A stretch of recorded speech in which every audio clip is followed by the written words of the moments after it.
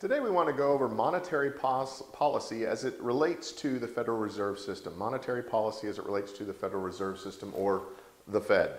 Now, the Fed is actually not a government agency. It's private, but the Fed helps banks and has three tools at its disposal to either increase or decrease the money in circulation in the economy at a given time, to either help speed it up if it's slowed down, or to help slow it down if it's sped up too much and inflation is creeping up. So basically, they influence the supply of money, and they have three tools at their disposal to help influence the supply of money in the economy at any one time. The first tool is they adjust the required reserve ratio of member banks.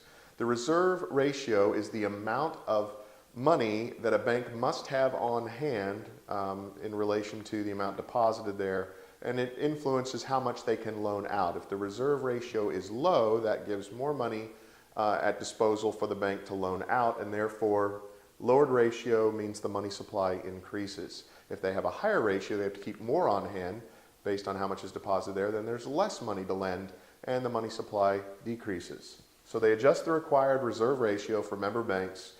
They lower that ratio, money supply increases. Raise the ratio, money supply decreases.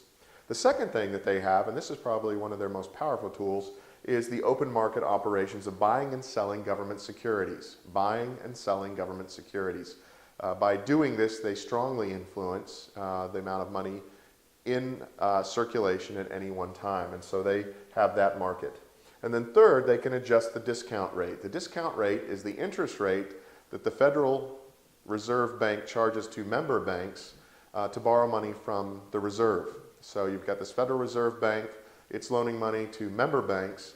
If that rate is favorable, if it's a low interest rate, then that encourages the member bank to borrow more money from the Fed to loan out to others, and thereby increases the amount of money supply in the economy at large. Now, if they increase the reserve rate, there's a less favorable interest rate for them to borrow money. It disincentivizes them to want to borrow money from the Fed, and therefore they have less to loan out themselves, and decreases the amount of money, generally speaking, in circulation in the economy.